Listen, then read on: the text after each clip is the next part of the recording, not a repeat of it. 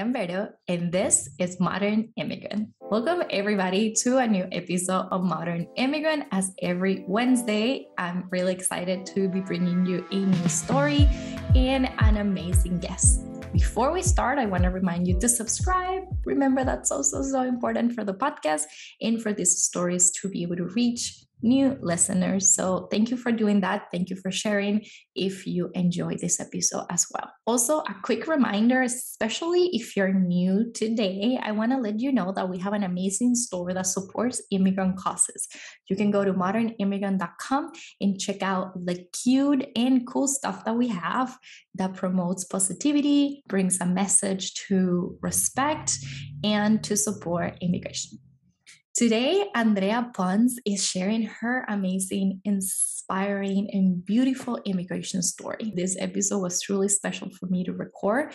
I was able to meet virtually Andrea and to feel so connected and inspired by her journey and by her message. Andrea is a production manager. She's also a runner. She's a home cook, and she's the author of the book Mamacita Cookbook, which you can pre-order right now, so you can also have it in your house. And I'm pretty sure that after you listen to today's episode and you learn the story behind Mamacita, you're going to want to have it in your house. With Andrea, we talk about her journey from Mexico to the US. We talk about the difficulties adapting, assimilating, and some of the difficulties also connecting with her own roots. We also talk about how cooking and food really help her connect with where she comes from and with what she really and truly feels that she is. Andrea is a proud Mexican, and I can't wait for you to learn more about her story. So if you want to pre-order her book and if you want to learn more about Mamacita Cookbook, I'm going to leave the website down below in the description of this episode and also her Instagram account so you can go check it out. Thank you again for being here and enjoy this conversation. Bye. Yay! I'm really excited. Welcome everybody to a new episode of Modern Immigrant. I am with Andrea today, and it's always great to finally see the guest after having like some weeks or months emailing back and forth. So Andrea, I'm really happy that you're here with us today. Thank you so much. I'm just so excited and so thrilled to be here, Vero. Thank you for inviting me. I feel really honored to be a guest and just excited also to see your face and finally make it happen. Yeah, and we live in the same city too, right? Yeah, Seattle. That doesn't happen very often with my guests, so that's also cool. Exciting. Yes. First time for everything. I know. So Andrea, usually I start my interviews asking my guests a really open question because I want you to kind of take us to your immigration journey or your immigration experience. So what's that immigration story behind you and your family? Yeah, I mean, I feel like all immigrant stories have one thing in common, and that is just like a better life, maybe. Or at least a lot of the immigrants that I know, including myself, have moved to a different country for the opportunity that is not given in our country of birth. And so my immigrant story, starts when I'm 10 years old. I have a little sister that was 8 and my parents, and that's my whole family. And things just weren't going well in Mexico. It was kind of like the recession that we all know in 2008. That was essentially what was happening in Mexico in 2005, and things weren't good for my dad. People stopped paying for his services, for the machines. My family owns a leather tannery. So the city that I'm from, León, Guanajuato, for those of you who don't know, it's one of the major exporters of leather. So lots of leather goods come from that city. Okay. And so my dad's business was in that, and just people stopped paying him. Money was tight. I didn't know any of this, until years later when I was an adult, but I could sense something was happening because I remember even like hiding pesos in my piggy bank, for like emergencies. That is so cute. So you were sensing something was going on. yeah. And, it was hard. We had people coming to our house once and take furniture from us, just like things were bad. And so my dad, I remember one night, I always hung out in their bedroom. That was just kind of like the hangout place.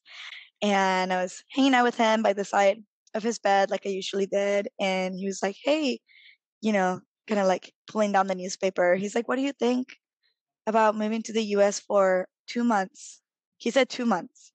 And I was like, oh my gosh, that sounds amazing. Because all I knew about the United States was like what I saw on TV. So I'm like, yellow school buses, peanut butter sandwiches, Lizzie McGuire, sign me up. Like this Right, sounds, that looks pretty fun. Yeah. yeah, sounds great. I remember telling like all my school friends, like, oh, I might be moving to the US for 2 months. But long story short, things started to get packed up around the house. I grew up with like so many pets. My house was like the neighborhood zoo, literally. Like I had 3 dogs, cats, 10 turtles, an iguana, birds, parrots. De You can like todo. if you can pet it, I owned it. Like I had everything.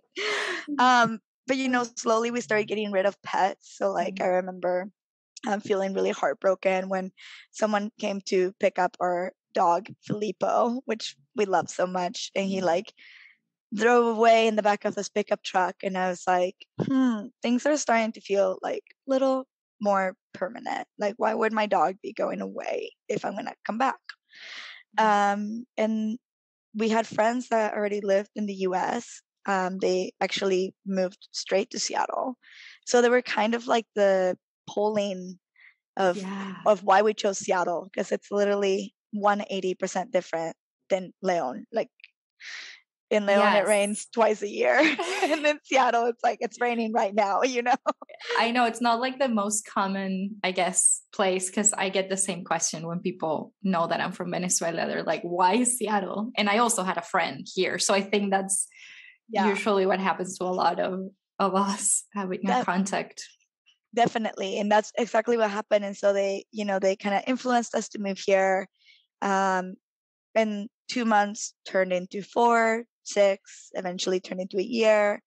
And at a certain point, my parents just realized how much better my sister and I were doing, how we were assimilating to life here, how we were doing in school, the friends we were making. And although my parents weren't doing good for themselves, like we by no means are better off financially here than we were in Mexico. But they could just still like opportunities were kind of manifesting for my sister and I. And so they decided that we should stay, and they slowly started selling our things in Mexico, selling our home, selling the business. Yeah, very hard things to like want to let go of, right? Because you still have such emotional ties to that.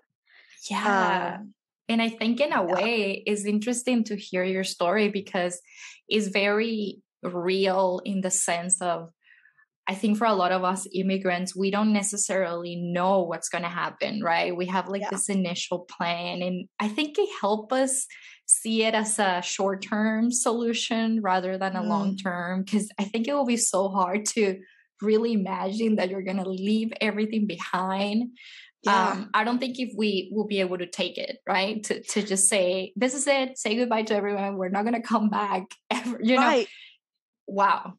Absolutely. Or even like, once we already moved to the US, just having the realization of like, oh, if we're choosing to be here, then we're committed, right? And committed in so many different ways. Like for my parents, they were like, all right, we're choosing to live in the US with our daughters. We're going to do this for our daughters. At a certain point, they had to stop thinking about their own family back home. Like my parents have had to choose my sister and I over their own parents and their own siblings and their own friendships or the world they knew really for us. And those, like, there was a lot of really difficult times, like when my grandpa passed away 5 years ago. At the time, none of us had enough status to be able to travel to Mexico safely and be welcomed back to the US. I was a DACA recipient. My sister was also DACA, and neither of my parents had status. So if my dad wanted to see his dad one last time or even go to the funeral, which he didn't, it would have meant abandoning his family in the US because he wouldn't have been able to come back, right? And watching him go through that was like incredibly heartbreaking. And it makes things like, you know, at first I was like, oh, I don't want to sell our childhood home. Like, I just loved it so much that I someday thought, I didn't think we would return to live in there, but I thought maybe it would be ours forever and we could rent it or whatever. So selling that was really hard. But then other things keep getting harder, like losing my grandpa. I don't think selling a home can compare, you know? So there's a lot of different things. Yeah. And just the fact that you can, be there for those difficult moments. And how was for you, just, I know it's probably really hard to necessarily put it in words, but for the people that, are listening and they're trying to understand, how does it feel to arrive to a completely new country when you're only 10 years old? Because it sounded like your parents were seeing you and your sister succeed and like adapt pretty fast, which it sounds like that's how kids really assimilate and adapt like so fast. But what do you remember from that time? It was probably so difficult. It was honestly hard. Like I think that I've always, like I said earlier, like even with the, with the piggy bank, I feel like I've always I think people underestimate children. I felt like I was very aware that coming to the US was a sacrifice for my parents. So I do remember my first day of school, I mean, being completely like deer in headlights, right? Like, first of all, everyone in the school is like a melting pot. So like partially it was exciting because everyone around me looked different than me. Like suddenly I was in a classroom with other students of color that weren't just Mexican. And I mean, when you look at me, I'm white presenting, right? And I was used to seeing kids that like mainly looked like me, like my hometown. A lot of kids look like me. And so coming to the US, it was really exciting to suddenly have like, I had like Asian classmates and I had Black classmates and I had Indian classmates. And so that was cool, although intimidating for me because I was like, I can't communicate with anyone. You had no English at that time? I learned, so I went to a Catholic school in Mexico, like a lot of us end up doing, and they teach you English, but like my English was like pencil. Yes, lápiz, pencil, pluma, pen. Like, table is like table. Like, I only know like hello, good afternoon. Like so I remember one of the most like shocking things for me, which I actually talk about in my cookbook, was like saying hi to my teacher for the first time. Because in Mexico, you line up outside your classroom, or at least at my school, we would line up outside our classroom and you greet people in Mexico by kissing their cheek, regardless of whether you know them or not. You also greet strangers that way. So my teacher was very common to be like, hi, good morning, Sylvia, and like kiss on the cheek, and they also go by their first names. That it wasn't like Mrs. Gonzalez or Miss Gonzalez. It was Sylvia. And so here I am in the US. I have a teacher. His name was Mr. Happy. And I go. Was that his last name? It was Happy, like okay. But I pronounced it Happy because I didn't know. So I was like, Mr. Happy. It's like a perfect name for a teacher. Perfect. Yeah. And so I went for the kiss. I just like went for it. And I remember just feeling so embarrassed because he immediately kind of like blocked my face with his hand, like, God, no. And he like shook my hand. He was like, welcome. And I was like, oh, okay. We don't kiss people. So like, I remember feeling like, oh my gosh, I'm already doing things wrong. Like, I'm already not doing this right. And then it's very common, at least here, that people say like, okay, you guys, let's go, you guys, come on, you guys. And that's referring to like the group as a whole. I had never heard that word before, other than watching a TV show when I was little. I think it was called Hand in Hand. And one of the guys' name was Guy. So I thought Guy was a person. So when he was like, come on, you guys, let's go, you guys, I would never stand up from my seat. And I would always wonder, like, who the heck is Guys? Guys is never here. Like, Guys is always in trouble. Guys always has to go somewhere and then he's never here. It's amazing. So it was definitely like, it was difficult to communicate. I was put into ESL classes like right away. Right. So that was kind of helpful for a second, just because I had other kids in there that spoke Spanish. So I was speaking with them in Spanish. But I remember not really liking my first day of school. I just remember feeling really nervous. I remember the cafeteria was like scary. You have no friends. I'm separated from my little sister because we're 3 grades apart. So like our lunches do not coincide. So I'm just like navigating solo. But I, for some reason, remember telling myself that when my parents picked me up, I was going to tell them it was an amazing day, because I didn't want them to worry. And I actually got upset at my little sister because she was so honest. They picked us up from school and she was like, it was awful. And like, she's crying, you know, and I'm like, shh.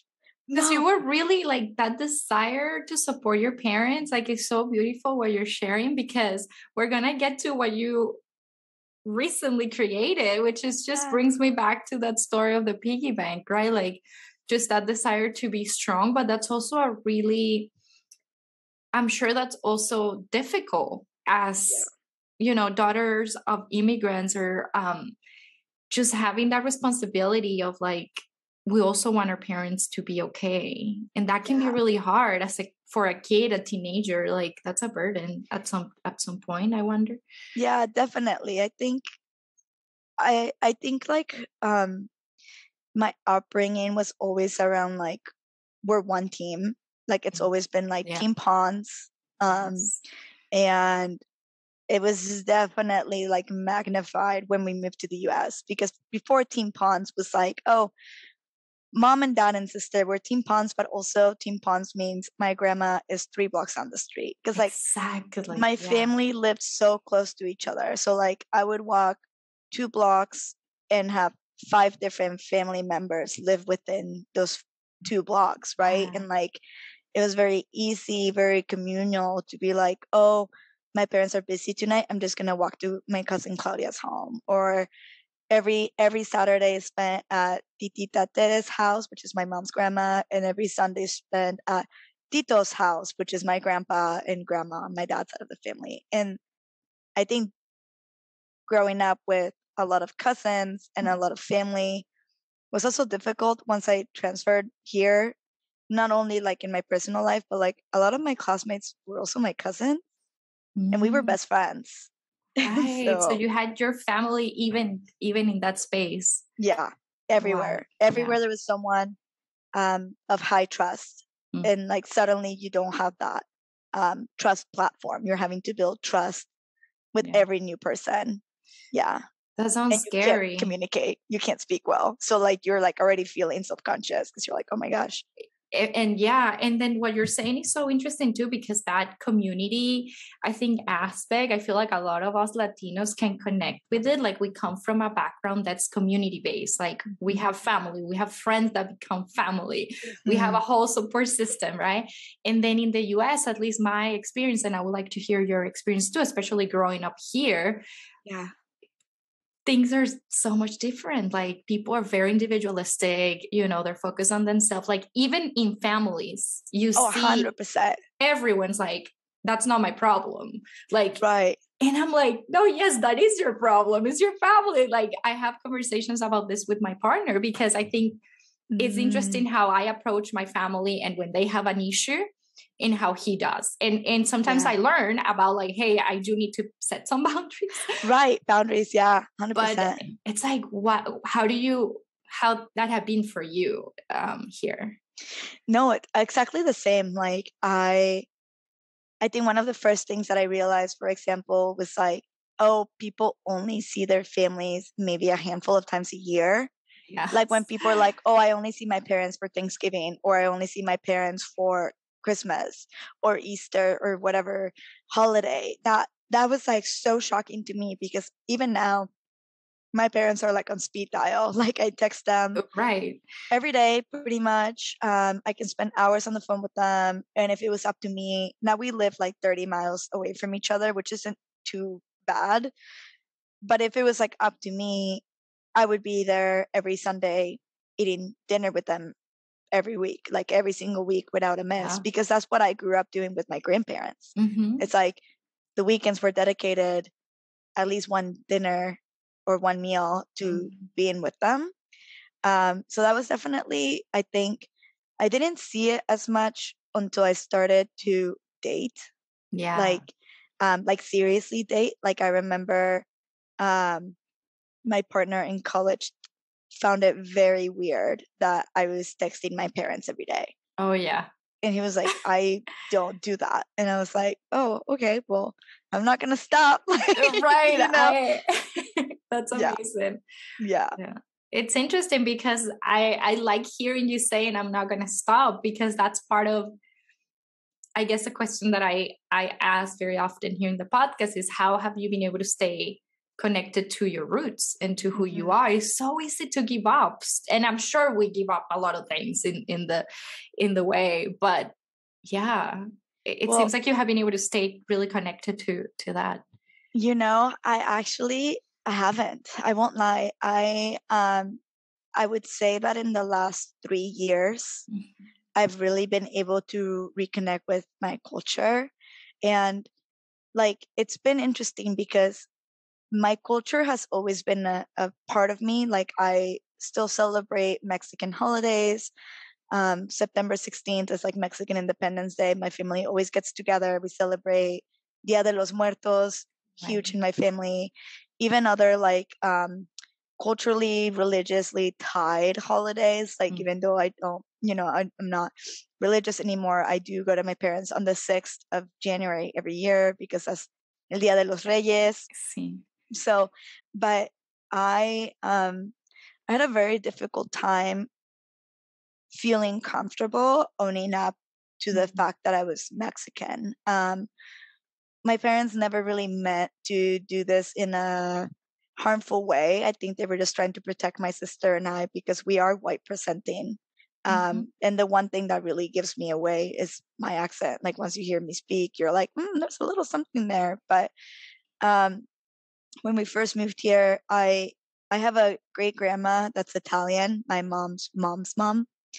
But for some reason, my parents were like, "Hey, if anyone asks where you come from, or who you are, what you are, ethnicity, tell them you're Mexican Italian." And there was not a lot of explanation other than like, tell them you're Mexican Italian because they'll be more gentle with you. And I think my parents were just afraid that we were going to face racism for being Mexican migrants. And so I did.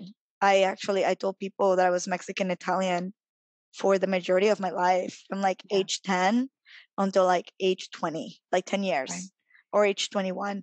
Because I was so afraid of just showing up authentically as Mexican, and what people would, I don't know. It was just a fear. And it really sucks, because it meant that I just hid a lot of the things that like make me. Like and then I would start to want to associate with whiteness and with being American. And so like I'm only dating white people, and I'm only doing like American traditions. And unfortunately it got me to a place where like the partner that I had did not understand me at all.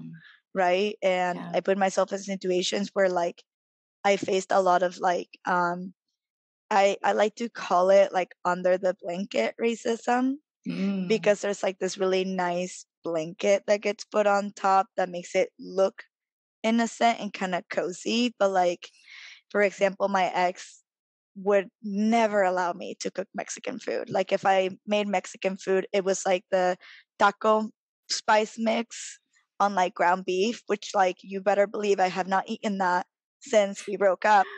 But that was like Wow. that was like as much Mexican food as I would make, because if he saw me chopping onions or chiles or tomatoes, he would be like, "Wait, is that going in the food?" And yeah, it was really hard. Right. Yeah. So it took a lot of like once I actually married this person. So I once in my marriage too, I'm like, I'm not being authentic to who I am. And it wasn't until we got divorced that I was living by myself for the first time. And when you're spending time alone, I think it creates a really beautiful space for growth if you want to see it. Sometimes being alone is kind of scary. Yeah. But for me, it was like there was no one to tell me what to do, say, how to dress, how to cook.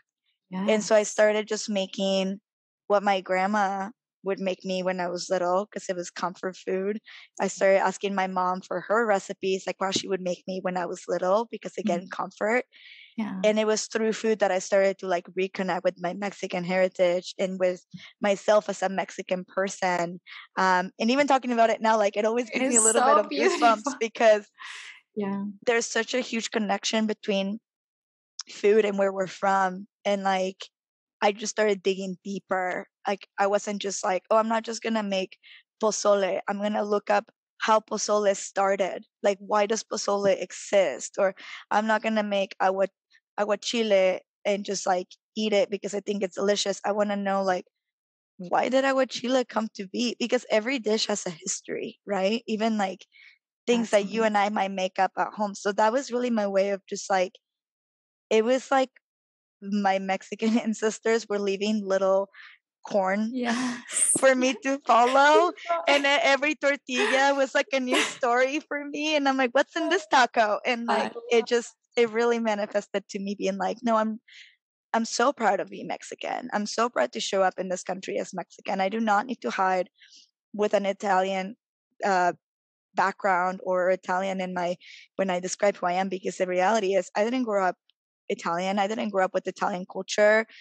Love me some homemade pasta, but like I'll make you homemade tortillas. Like that's where that's where I'm at, Right. And so that's where you feel comfortable. Like I feel I love that you're, I have to really say thank you for being honest, for really connecting with us and people listening, because I think that it will be a lie if we would just share a story saying that we didn't hit those, bumps, and like we didn't try to fit in. And I think there's a lot of value in just saying, hey, this was difficult. I was trying to adapt. We were trying to I think like in a way, we really try to survive when we're immigrants and we copy what other people are doing and we want to be accepted. And that's all so like, okay, in a way, like there shouldn't be shame on that, but I get that it's hard to sometimes speak up about it. But what's beautiful is seeing that it's really never too late to reconnect. It's never too late to say, hey, this is me and now I'm comfortable. And maybe it's time that maybe it's over time that we reach this point. Maybe some, our age, but we're more mature. And maybe it's like we really have to experience those difficult moments and find ourselves asking those hard questions of like, okay, who we are, what am I doing, right? Definitely. And I can't like not talk about this because I think this is part of what we're here. And I can't wait to hear about your book, Mamacita, because you're already kind of saying how you landed in like reconnecting and kind of reclaiming your background through food. And I love the mission behind your book. So can you tell us about Mamacita, please? Definitely. Mamacita's mi bebé. Ahora sí que it's so beautiful too. Like so pretty. Thank you. But going back to when I was living by myself and remaking my grandma's dishes. So at the time, my grandma was diagnosed with Alzheimer's in 2009. And by the time I was living alone after my divorce, which was 2018, her Alzheimer's had really progressed, like exponentially. And I fear that with her Alzheimer's, all these recipes, all these memories I've had of spending Saturdays at her house, we're going to be gone with just with her, you know, in her mind. And so I was like, okay, I need to get these recipes down on paper, because not only do I want them selfishly for myself, but I want my sister to also have them. I want my mom to have them, and I want to be able to pass them down to like my kids someday. So originally I started this cookbook in 2018 to immortalize my grandma's recipes. Okay. And I was having so much fun writing them, but it was also such a difficult time because like any good Mexican lady, the recipes had no ingredients, like no ingredient measurements. Yes, And I'll show you because I keep it next to me always. Oh, but please. I inherited her original recipe book. Oh my Which goodness. was passed down. Yeah. That's so like beautiful. It's literally nothing. It was passed down to my mom, and like you open the pages. It's like a notebook, right? Like it's like a notebook. Like a kid's. And like everything's written down, and you see like there's just like stains on the side. Like it was well used, right? And so I'm basing my recipes on like, I'll show you this page because it's just like absolutely like it was how can you read that? Well used. Yes. Yeah, barely readable. All but right. I'm like, okay, these are like tried and tested recipes, and I'm gonna figure them out. So I would spend weekends with my mom watching her cook, because I would be like, Mommy, how do you make this dish? And my mom would just start going, chicken, milk, salt, like just like naming. And I'm like, okay, pero cuánto? Like how much? And she would just be like, ay, un chorrito. Like a little, you know, like poquito, un chorrito, una pizca. You're like, okay, what does that even mean to people? So I literally had to watch her and then experiment with the recipes for about 2 years. I was just like recipe testing, making sure that I could make them you know, like adaptable to the ingredients that I could find in the US, because sometimes there were chiles that I can't find in the Northwest where we're at, you know, and how do I adapt? And then that book just kind of took the back burner for a little bit because life happens. So I had a new job in 2019 that took a lot of like mental energy. So this cookbook was something that I worked on my free time. And then come 2020, you know, the year we all remember so well. But literally in the middle of the worst. So like to be a little bit transparent, once I got divorced, I was already applying. I had a green card already, and I was applying for citizenship. And, you know, I didn't get married for a green card, and I didn't want to stay married for one. Like the reason why my ex-husband and I divorced was like really hurtful and really personal to me. And so I was like, there's just no way, even for immigration purposes. And that was a very, I felt selfish doing that. I felt selfish divorcing him because I knew that I was the only pathway for my parents to gain citizenship. And I would literally do anything for them, but I could not stay married for them, you know? And so, I reapplied for my green card. I hired a lawyer to help me because I was like, I don't know what I'm doing, and I'm going through divorce, and like, I don't want to stay married, but like, what's going to happen? Because you were going to be losing the green card if you come to divorce? Wasn't going to lose it, but I had like, the way that my green card worked, at least, is that I had a permanent green card, but it actually expired in 2 years. Oh, yes. And then you have to reapply for the 10-year one. And then during that 10-year one, you can apply for citizenship. And you still need to prove that you're married when you're doing the second one. That you're married. Yeah. Exactly. And I was like, peace out. Right. And so I still tried, and I, you know, spent all the money trying. And then 2 years later in 2020, I get a letter in the mail, and I'm thinking, oh, this is finally some news about my green card. And instead it was like, hey, we need proof that you are married. And I'm like, well, I've been divorced now for 2 years, so not married. And they were like, we need proof, or we're going to deport you in 90 days. Like that was essentially where I was at. Andrea.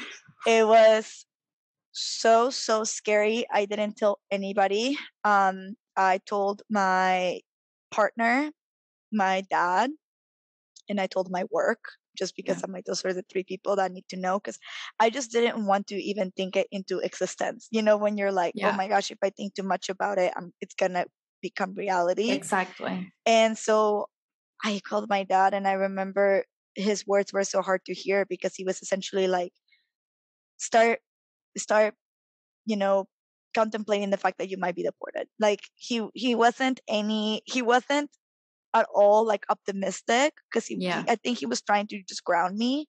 But I was afraid for myself, and I was afraid for my family. I'm like, wait, if I get deported, like, will they trace my family? Like, what's gonna happen? All the different things we think as immigrants, right? And I went back to my lawyer, and I was like, Diego, this is happening. Whatever it takes. Like, what do I do? And so he's like, we'll just have to reapply. We'll just have to submit all the paperwork again and cross our fingers and hope that it works. Ahora sí que es like, préndele la vela a la Virgen. A todos los santos. Rézale a todos los santos. Like, let's see what happens. And so I did that. And it was just awful. Like, probably the worst time. I just felt terrible. That fear, like, and just to put people in context, like, you haven't been back. No. Since you were 10 years old. At this point, it had been 16 years since I've been to Mexico. So, like, Mexico's no longer my home. I don't know how to navigate myself in Mexico.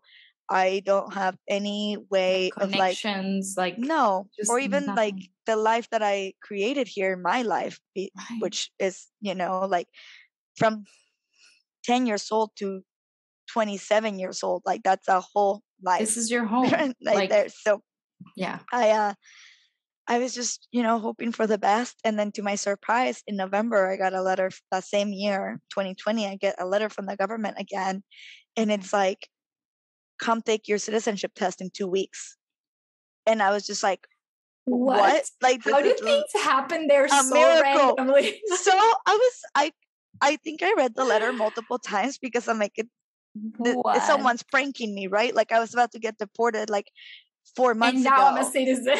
Yeah. And so I studied like crazy. My partner was like so amazing and helping me study, and went to the USCIS offices. My lawyer came with me.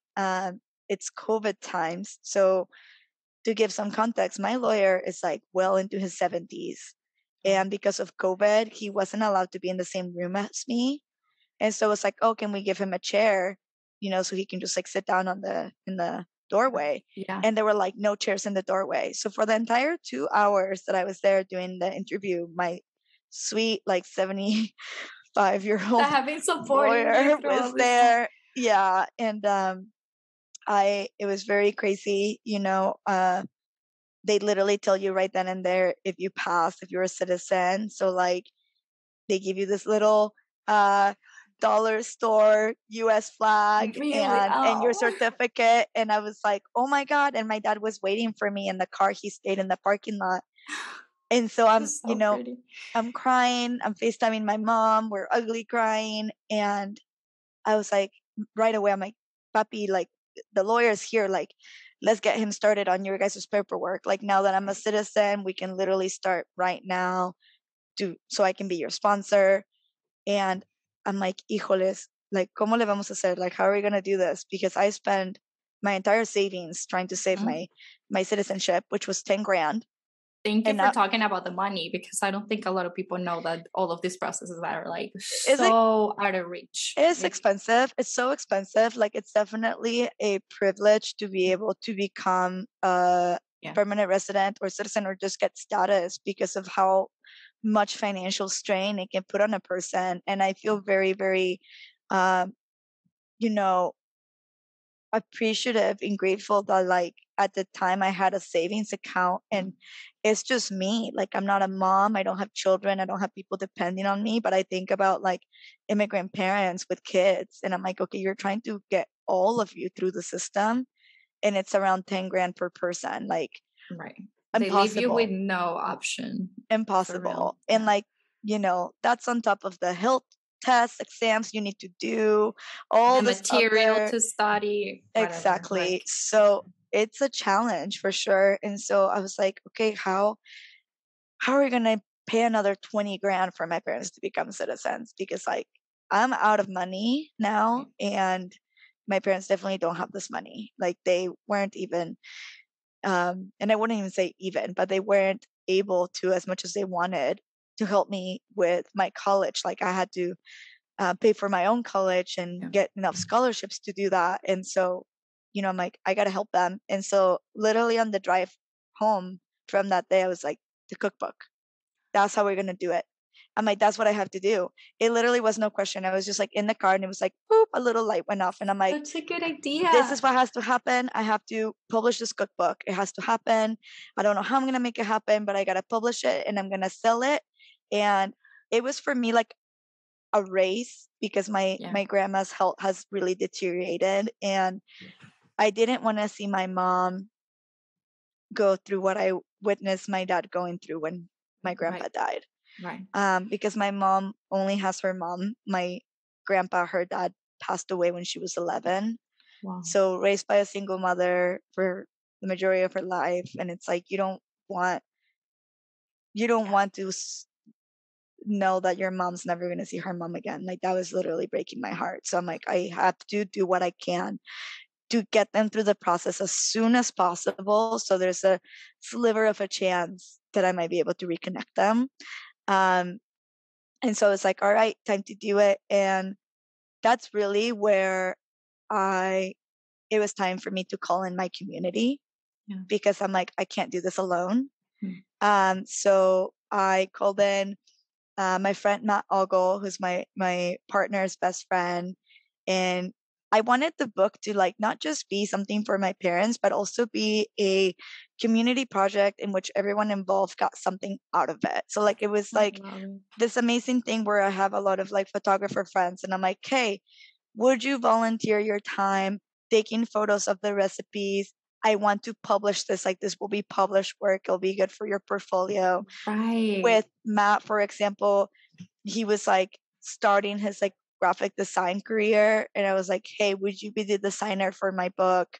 Wow. My friend Aaron Motley, I really have to give them the space that they deserve, because the book, wow, like they helped me so much with it. Like Aaron was like doing so much research and really helping me with like the recipe styles and doing so much work. Even like all the writing of the book really is thanks to Aaron, because when again, this book is just such a collection of things. Like there's like my parents aspect, and then there's like my community helping aspect, but then there's also like, well, if I'm gonna put out a Mexican cookbook, there's millions of them out there. This has to be a vessel to talk about immigration. Like I want to utilize food as a bridge for people, whether they're immigrants or not, to understand the immigration process from my perspective and maybe create more empathy and hopefully change to this immigration system. So poor Aaron, I literally presented them with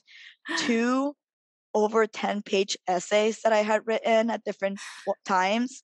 And I was like, help me make this into one cohesive story, which like I really owed them my life for that. And they were just amazing. And I really trusted them, because Aaron is a Korean adoptee. So I knew that they understood the hurriness and like the emotions behind what I was doing and how this was for my family. And I built the dream team, and really like I kind of got them together in December.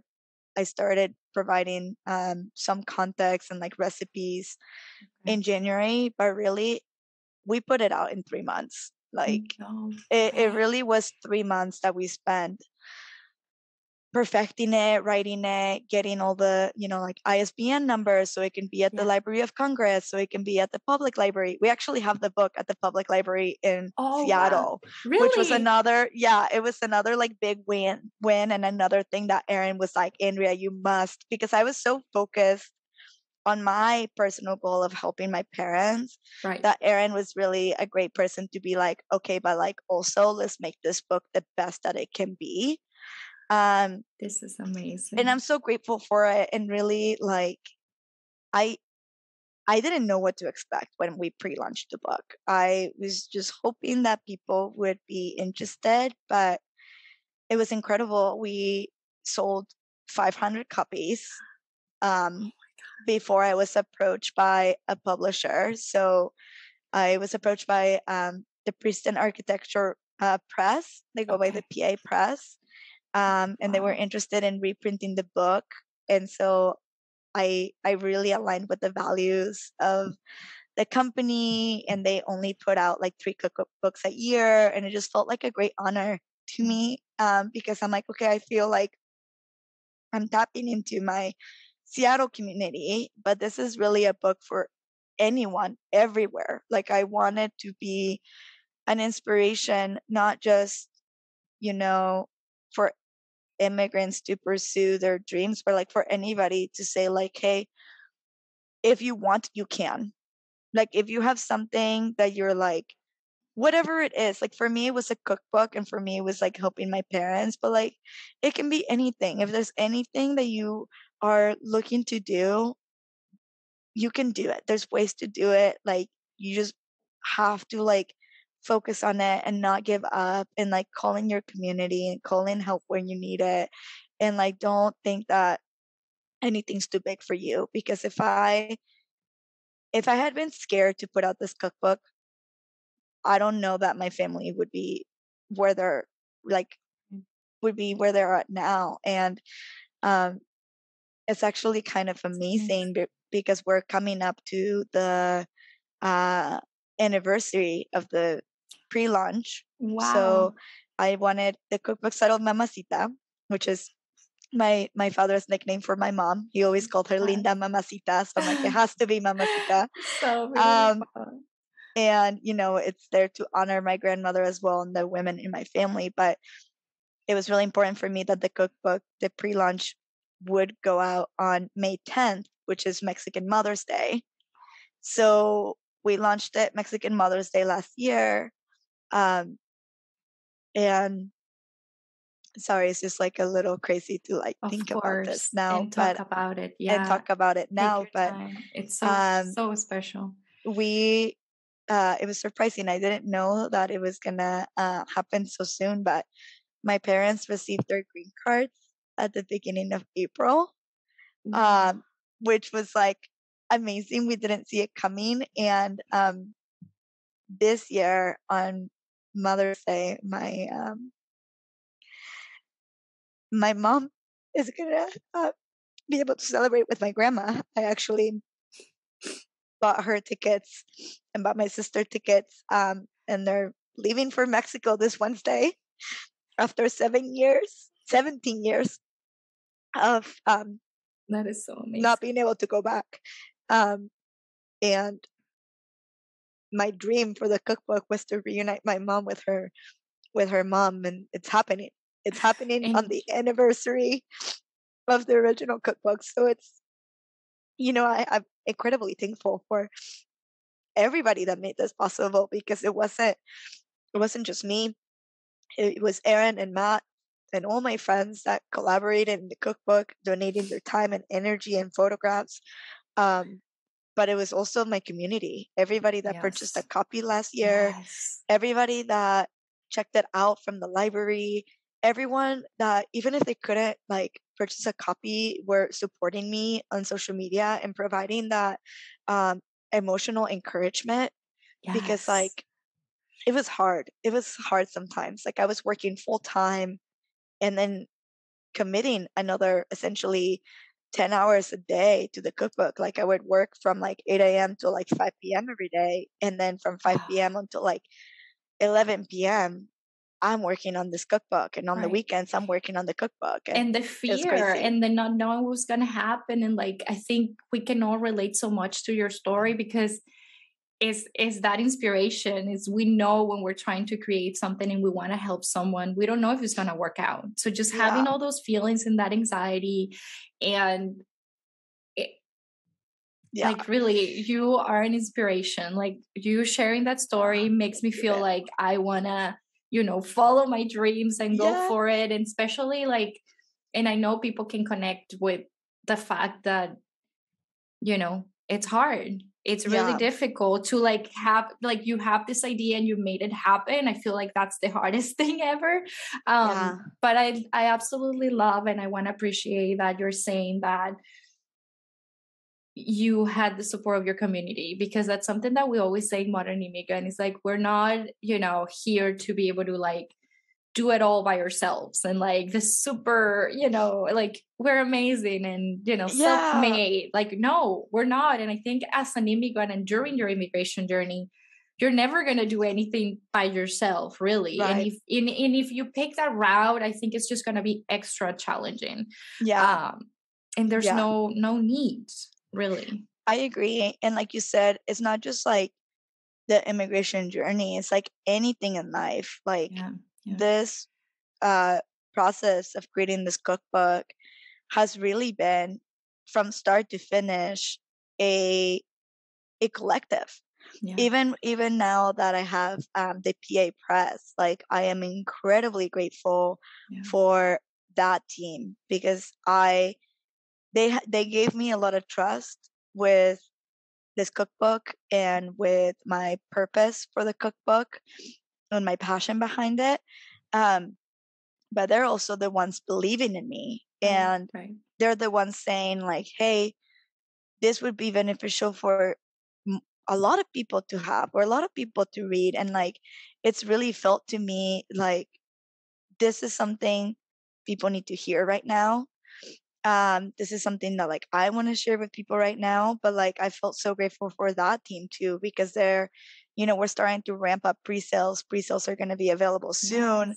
And this new edition, like, I'm so proud of both editions. I'm so proud of the original one and this new one too. Like, I feel very, very grateful for everyone helping, including another cookbook author, Haiti McKinnon, who like came in and she wrote the foreword for this book. And, she's also an immigrant. She was Chinese Australian immigrant, and now she's living in the US. And that too is like really big for me, to have people who come from all different backgrounds and similar backgrounds to come join the cookbook. And we ended up adding 11 more recipes and 30 more photos. And so it's been, it's been really awesome to see this cookbook evolve. And I just can't wait to see where it's going to go. Like, I really hope to see it in many people's hands. And I can't wait to have it. I try to purchase it as soon as I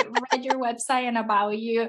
And I know it's going to be out soon. You said, is it May or March? I don't know. So if you go to the website, which is just mamacitacookbook.com, you'll see that there's already a pre-order page. So it's available for pre-orders now.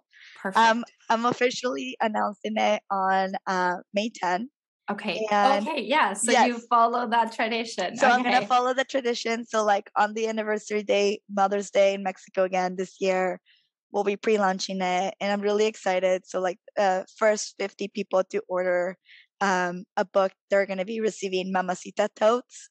They're like this farmers market totes that I created, which I want to inspire people to shop local as well. It's important to like also support those communities, and especially like in the Northwest where you and I live, like a lot of our local farmers are migrant farmers. And so I want to encourage people. It's not just healthier for you to eat local, but you're also supporting your local migrant communities and your local farmers by doing so. So snag a little tote, go to the farmer's market, pick a recipe from the cookbook, get your ingredients at the market. Like that's kind of the idea behind it. But the cookbook will officially be available, because this is just a pre-sale, on October 18th. So also Mexican or Hispanic Heritage Month. So that was important. Well, I know this episode is going to be out this probably already happened, but not so far to like October. There we go. So like in a good between, so people can pre-order for sure. Yes. I can't wait to have it. I'm already thinking about like my mom, my aunt, and so many people that love to cook. And I want to give this book to them, for all of the mamacitas out there that are just making an impact like you are, just trying to stay true to themselves, to the roots. And that it's really never too late to do that. Like, It's just a beautiful way to reconnect. It's a beautiful way to show your new friends in the country where you're at, or your new family that you're building, some of our flavors, our foods, and the things that really make us who we are. So I couldn't be more happy with this interview. We haven't made you with the honor to have heard your story. Thank you for giving us this amazing gift today. No, thank you, Vero. Honestly, it's just been such a pleasure, and I feel very overwhelmed and expanded by being able to talk about really vulnerable things. And I think that's part of the magic of the cookbook, and part of the magic of reconnecting with our heritage and connecting with each other, is allowing ourselves to be really vulnerable. Because we can definitely tell a watered down, edited version of the immigration process, but it wouldn't be true. And it wouldn't have the same impact. So and that's what we don't want that here. So I love that we let ourselves feel it and express it. And again, thank you so much, Andrea. I'm gonna leave all the information in the description. I already probably shared it at the beginning as well, and I can't wait to share about the book once I have it and cook the recipes. So excited! I'm so excited. Thank you so much, Vero, and thank you, Modern Immigrant, for having me. I really appreciate it. Thank you, Andrea. Gracias. Thank you. Ciao.